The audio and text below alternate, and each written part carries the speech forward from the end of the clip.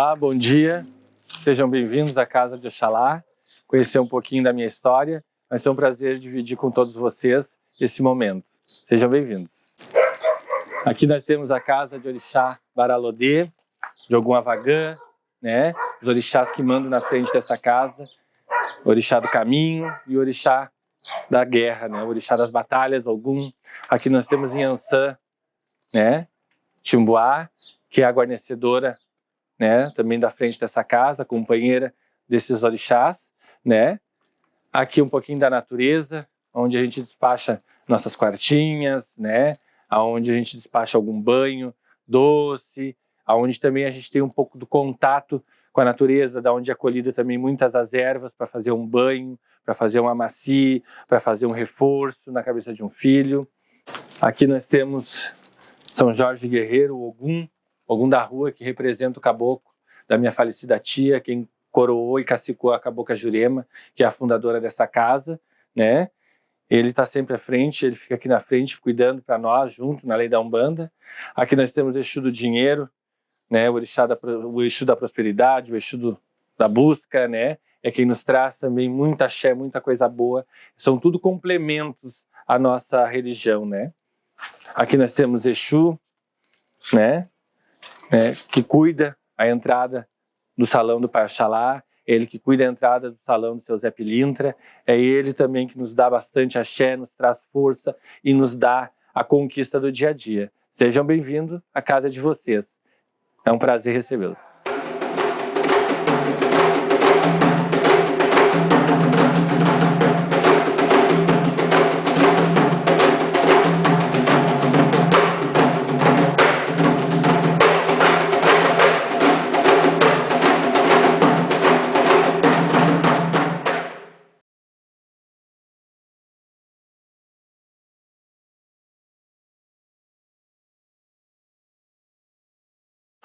Olá, gente. Eu sou Leonardo Ritter, de Oxalá. Trabalho com o Caboclo Cajá da Mata. Trabalho com Exu Zé Pilintra. Sou filho da Jandira Ritter, né? Que trabalhou muitos anos com a Cabocla Jurema, com Exu Sete Cruzeiro, com Maria Padilha, filha de Inhansã. Eu moro na cidade de Canoas, no bairro Guajuvira, no loteamento que a minha mãe ajudou a fazer, onde moro até hoje e sigo a casa que é dela. Bom, essa casa começou quando nós viemos para o Guajuvira. Foi há 35 anos atrás, essa casa. Com nossa vida religiosa aqui dentro do loteamento Guajuvira começou assim. Que a minha mãe veio morar aqui, nós invadimos, né, no tempo da habitação, e aí nós morávamos no apartamento. Daí o Exu da minha mãe já chegava para atender, para dar consulta. Aí, lá pela Santa, viemos morar na invasão. Minha mãe fez a primeira invasão, que é a invasão daqui da Esperança. Ali, a minha mãe botou a primeira casa de religião, mas não tocava, ainda por ser loteamento, aquela coisa toda, e não ter ainda o licenciamento, e ter receio de alguma coisa. Por ser invasão, todo mundo tinha muito receio, né? Aí, ali, o seu Sete atendia, o seu Sete atendia todo mundo, fazia o trabalho dele, fazia as coisas dele. Em 93, nós viemos aqui para dentro. Foi onde a minha mãe fez essa invasão, a Vila São José. Foi uma das pessoas que ajudou a fazer essa invasão. A minha mãe que botou a água aqui, a minha mãe que botou luz nessa invasão, não tinha luz nem água. Ela foi a primeira pessoa que fez isso. Então, essa casa foi fundada dia 28 de janeiro de 1993, que é o aniversário da Cabocla Jurema, a cabocla da minha mãe. Então foi assim que começou. Daí aqui a mãe começou, botou uma pecinha de madeira, e aí não tocava sessão com tambor, e sim na palma da mão, sessão de Umbanda. Aí depois começou a fazer sessão de Exu na palma da mão, até a vila se estabelecer, né, a invasão se estabelecer, e ela poder ter a liberação para tocar o tambor, até mesmo para não fazer chamarisco de pessoas erradas, né, e também preservar a gente, né. Aí foi onde tudo começou, aí devagarinho, trabalhando, até chegar onde essa casa chegou. Até o fim da vida dela, né, que foi em 2000, quando ela veio a desencarnar. Bom, com o desencarne da minha mãe, em 2000, ela era a base de nós, ela criou 5 filhos sozinha, né? Então a gente não se desgrudava, eu era muito grudado a ela, né? Para mim foi muito difícil o afastamento, a perda dela, não soube lidar direito. Então, eu fiquei afastado assim por 7 anos. A casa ficou fechada, né? Até mesmo as condições eram precárias da casa. Eu fechei a casa por 7 anos. Após 7 anos, foi onde eu abri a casa fazendo a primeira sessão de Umbanda daí. Para mim foi bem mais difícil ainda, porque sempre ela que conduzia os trabalhos de Umbanda. E aquela vez, 7 anos após, eu ia tomar a frente daquilo ali. Que ela já dizia para mim, antes de falecer, em 2000, ela um dia teve uma sessão e ela chegou e disse para mim, a partir de agora tu vai ficar à frente do Congal, porque eu não tenho mais saúde para conduzir. Ela já estava muito fraca, muito debilitada. E aí eu comecei a ir para frente do Congal com ela, mesmo assim remanchando, não querendo fazer, né? Mas ela dizia, tu tem que vir, porque amanhã depois quando eu vir, ela fala, tá, é tu que vai assumir esse lugar. Tá, daí eu fui indo. E quando passou esses 7 anos, eu abri a casa. No dia 18 de janeiro, eu toquei a primeira sessão de Umbanda, que era o aniversário do meu caboclo. E aí foi muito mais difícil, né, para mim, o aperto no coração, a falta dela. Porque tudo que eu sei, eu aprendi com a Cabocla Jurema, né, na lei da Umbanda, foi com ela. Ela sempre foi o ponto de partida. Eu sempre dizia que ela era a estrela no fim do túnel, porque ela que me ensinou, ela que conduzia, ela que dizia como fazer. Então, eu sempre prezei pelo nome, prezo até hoje pelo nome dela, porque essa casa, o primeiro nome dessa casa é Casa de Umbanda, Fraternidade Cabocla Jurema. É Reino de Exu Sete Cruzeiro e Maria Padilha das Almas.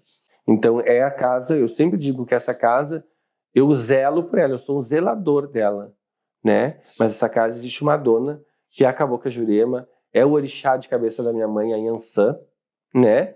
E na lei de Exu, é o Exu Sete Cruzeiro e Maria Padilha. Eles são donos. As minhas entidades cuidam, preservam isso aqui, né? Zelam pela a memória, a imagem, a ancestralidade e o que a minha mãe representa para nós aqui dentro. Porque se não fosse ela, nada teria acontecido, né? A minha mãe, ela se incorporou a primeira vez com 7 anos dentro do ginásio de São Paulo, né? Com a Cabocla Jurema. Daí foi onde a tia Thalina ia na sessão, o tio Miro disse pra tia Thalina o que tinha acontecido, então o pai algum pediu que a minha avó fosse lá, né? Porque eles moravam na Guilherme Michel e a tia morava lá no mesmo lugar, né? E aí foi onde levaram a mãe lá, né? A mãe tinha 7 anos, a avó tirou ela daí do internato. Se não me engano, foi ela e a tia Nair que levaram a mãe. E aí, quando chegou lá, o pai algum disse que ela não tinha problema nenhum e que o problema dela estava bem do lado dela, que era a Cabocla Jurema. E aí ele cantou o ponto da Cabocla Jurema, a Cabocla Jurema nasceu. Porque a Jurema chegou dentro do ginásio São Paulo, na mãe, com 7 anos. Aí botaram ela na solitária por causa que achavam que era possessão, essas coisas assim. Mas se pode falar o nome do lugar, assim, já São Paulo, não vou medo. Verdade. Confirmo. O que Cabocla Jurema? Daí foi onde aconteceu. Aí a minha mãe começou a trabalhar na corrente, né, e continuava sendo aluna do ginásio São Paulo, né? Na época era Colégio das Irmãs. A mãe ficou ali até casar, né? A mãe se formou dentro do ginásio São Paulo. Ela estudou a vida toda dela ali, ela era novista, que ela saiu para casar. Então a mãe tinha ela tinha 2 religiões, porque ela era novista e uma vez por semana ela ia no terreiro trabalhar com a Cabocla Jurema. Daí, com 18 anos, nasceu o Exu Seu 7. Nasceu o 7 Cruzeiro. Aí, com 25 anos, quando a minha mãe se separou do pai da minha irmã, aí nasceu a Padilha. Tu imagina, é bastante tempo, né? Mas a Cabocla Jurema é a primeira. Ela é a fundadora de tudo. Mas tudo começou no terreiro de Umbanda da tia Thalina, onde a mãe fazia parte da corrente. Meu avô, eu não tive ligação com ele, né? Nunca tive assim, ligação espiritual, ele nunca fez nada em mim, mas ele era pai de santo, né? Ele era afilhado do pai da Lino de Ogum, um dos baluartes do Batuque, tanto que morreu o pai da Lino em 87, o meu avô em 88, e a Eva do Boi, que era a madrinha de boi do meu avô em 89. Os três assim, foi uma carreira. Eu nunca tive ligação com ele. Eu fui entrar pro Batuque, eu tinha segurança, as coisas assim que os pais faziam pra gente, mas eu com 1 mês de idade foi feita a primeira amaci, meu primeiro amaci de Umbanda, porque eu tinha muito problema de saúde, e aí o pai Ogum fez um amaci em mim. Então, de Umbanda eu tenho a minha idade, 40 anos. Eu tinha 1 mês quando eu fiz o primeiro amaci. De santo, eu tenho 25 anos. O meu avô é o pai do meu pai. É o João Ritter, o Ritter do Ogum Aniria. Ele morava em Porto Alegre, depois vieram morar no bairro Fátima, no auge do bairro Fátima, quando o bairro Fátima se fundou.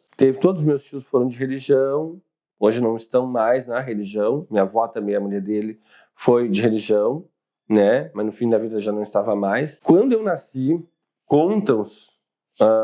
contava minha mãe, uma vez o meu pai contou, e as pessoas que tinham na época, eu nasci que criança não saía antes dos 7 dias para a rua. Então, casualmente, eu fui quando eu saí a primeira vez, quando eu nasci, sou de 1981, eu saí dia 23 de abril.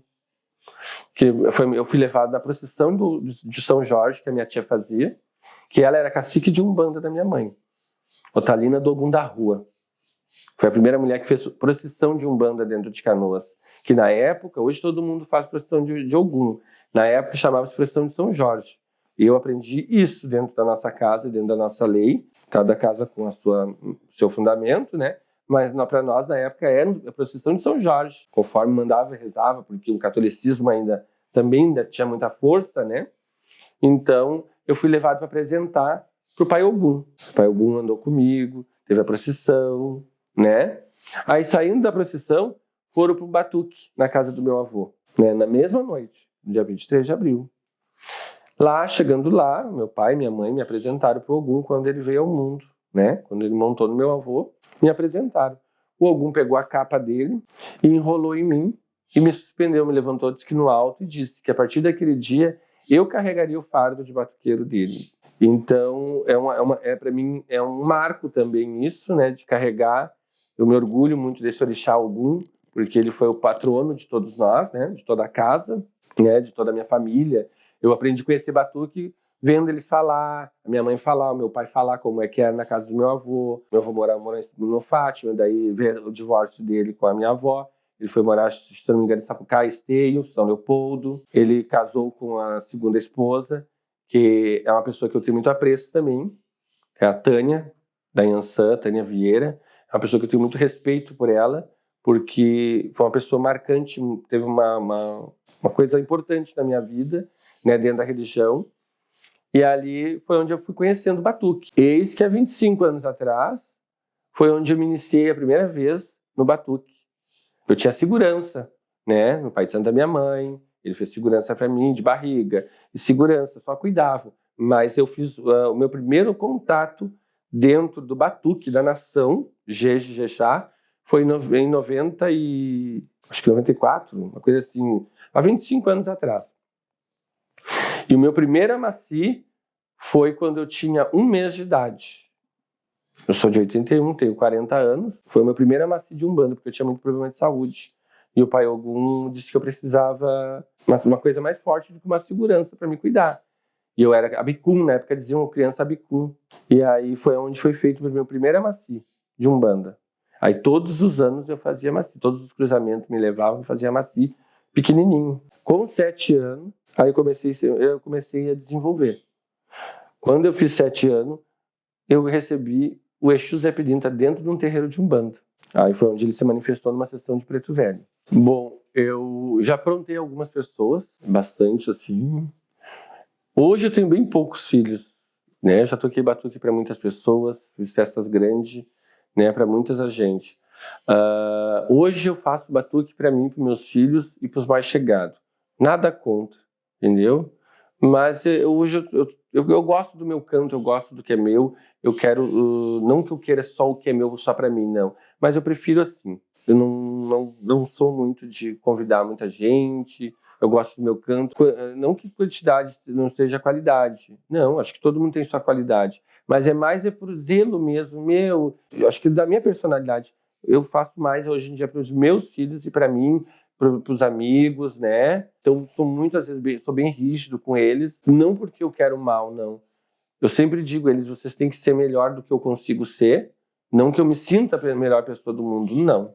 Tem pessoas que chegaram depois de mim e hoje se destacam imensamente e orgulhosamente. Eu digo isso porque eu acho que o sol nasceu para brilhar para todos. E é o direito de todos. Todo mundo corre atrás da máquina, todo mundo corre atrás do seu nome, construa seu nome. Eu fico feliz, eu não tenho problema com ninguém. Eu fico feliz de ver as pessoas que vieram após a mim e hoje se destacando, ganhando um espaço.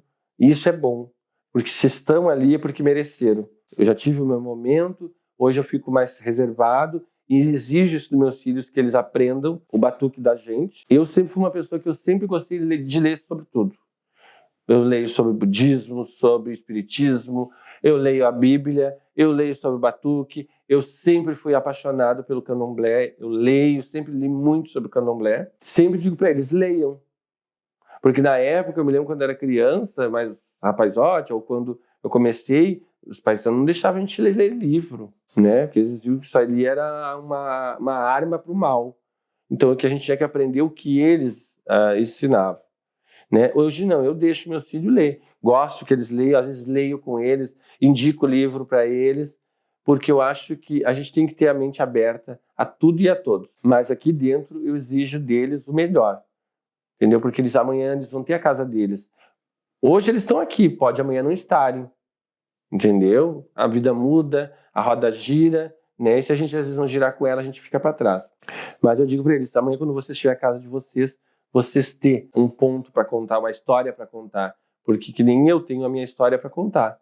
Eu tenho prova viva, o pai Carlinhos está aí vivo, foi ele que me fez pai de santo, né? Então amanhã depois eu poder olhar para trás, se eles não estiverem mais na minha casa, e eu dizer, não, realmente eles aprenderam, eles sabem fazer. Então sou bem rígido na formação deles. Muita coisa mudou, muita coisa evoluiu, né? Sinto muita saudade do batuque antigo, né, do que é o batuque hoje. É bom a evolução? Mas eu acho que a evolução ela é boa dentro do seu tempo, dentro da sua hora, para que nada ultrapasse os limites e nem aquilo que foi passado. Mas cada um com a sua casa e seu fundamento, a sua norma.